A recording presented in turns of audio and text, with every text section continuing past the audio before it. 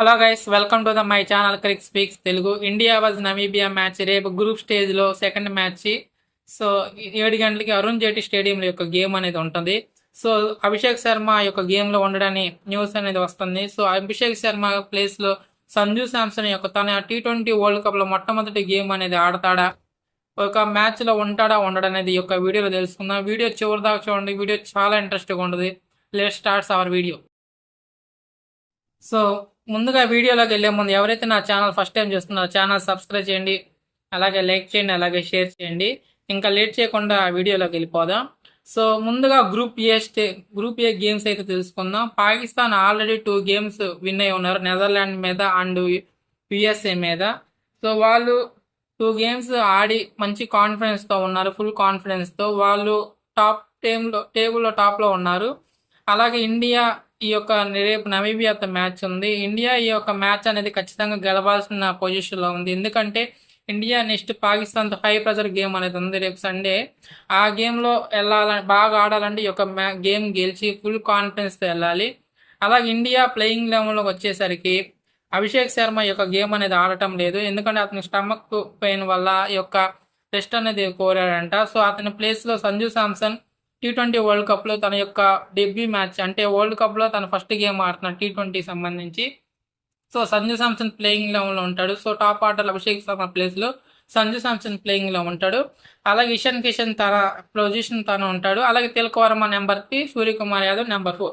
ఈ టాప్ 4 అనేది ఫిక్స్ అయిపోయింది.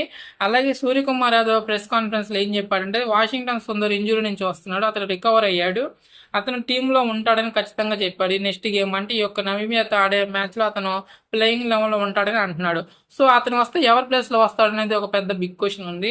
ఐ థింక్ సుందరు హార్దిక్ పాండ్యాకి రెస్ట్ ఇచ్చేసి హార్దిక్ పాండ్యా ప్లేస్లో సుందర్ ఆడతాడని నేను అనుకుంటున్నాను. ఎందుకంటే నమీబియా కాబట్టి కొంచెం రిస్క్ తీసుకొని ముగ్గురు బౌలర్స్తో, అంటే ఇద్దరు బుమ్రా కూడా రావచ్చు, ఒక సిరాజ్ రెస్ట్ ఇచ్చి.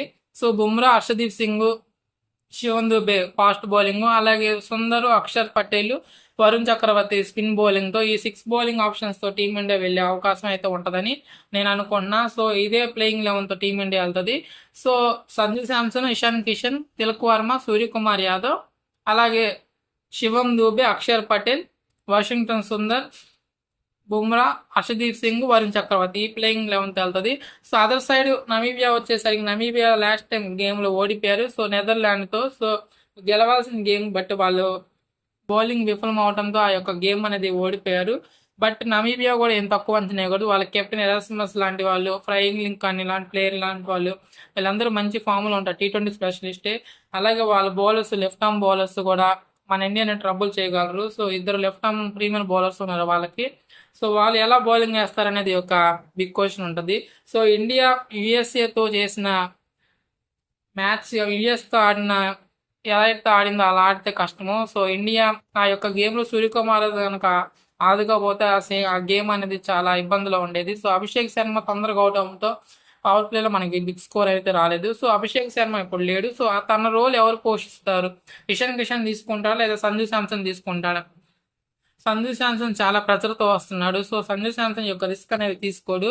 So Ishan Kishan Abhishek kind of role ఆడతాడు. తర్వాత సంజు శాంసన్ తనదైన స్టైల్ మెల్లగా పుంజుకొని తన ఫామ్ అయితే అందుకుంటాడు. సో తిలక్ వర్మ యాజ్ యూజువల్గా తన యొక్క నెంబర్ 3 పొజిషన్లో స్టాండర్డ్ ఇన్నింగ్స్ అయితే ఆడుతూ ఉంటాడు. సో ఇండియా ఈ యొక్క గేమ్ అనేది ఖచ్చితంగా గెలిచి పాకిస్తాన్తో సండే జరిగే గేమ్లో ఫుల్ కాన్ఫిడెన్స్తో వెళ్తే ఇండియాకి మనకి 4 పాయింట్స్ వస్తాయి. ఈ యొక్క మ్యాచ్ గెలిస్తే పాకిస్తాన్ అండ్ ఇండియా గ్రూప్ స్టేజ్లో టాప్ 8లోకి వెళ్తాయి. సో ఈ యొక్క గేమ్ అనేది చాలా ఇంట్రెస్టింగ్గా ఉంటుంది. సో ఇండియా ఎలాంటి ప్లేయింగ్ లెవెన్తో వెళ్తుంది అనేది మనం తెలుసుకుందాం. ఒకసారి పిచ్ గురించి తెలుసుకుంటే, పిచ్ అనేది షార్టర్ బౌండరీస్ ఉంటాయి అరుణ్ జైట్లీ స్టేడియంలో. యూజువల్గా బ్యాట్స్మెన్కి ఈజీగా ఉంటుంది. సో ఫస్ట్ బ్యాటింగ్ టాస్ గెలిచిన వాళ్ళు ముందుగా బ్యాటింగ్ తీసుకుంటారు, టాస్ గెలిచిన వాళ్ళు ముందుగా ఫీల్డింగ్ తీసుకుంటారు, ఎందుకంటే సెకండ్ ఇన్నింగ్స్లో డ్యూ ఫ్యాక్టర్ అనేది కీ రోల్ పోషిస్తుంది కాబట్టి. సో ఇండియా అదే చేస్తుందా లేదా ముందుగా టాస్ గెలిచి ముందుగా బ్యాటింగ్ చెకింగ్ చేస్తుందా అనేది ఒక గేమ్లో రేపటి గేమ్లో చూసుకుందాం. సో ఇండియా కంబ్యాక్ ఎలా ఉంటుంది అనేది మనం తెలుసుకుందాం. సో ఇండియా ఇదే ప్యాటర్న్తో ఆడుతుందా లేదా నమీబియా టీమిండియాకి ఏమైనా షాక్ ఇస్తా అనేది మీరు కామెంట్లో చేయండి. అలాగే వీడియో నచ్చినట్లయితే వీడియో లైక్ చేయండి, అలాగే సబ్స్క్రైబ్ చేయండి, అలాగే మీ ఫ్రెండ్స్కి షేర్ చేయండి.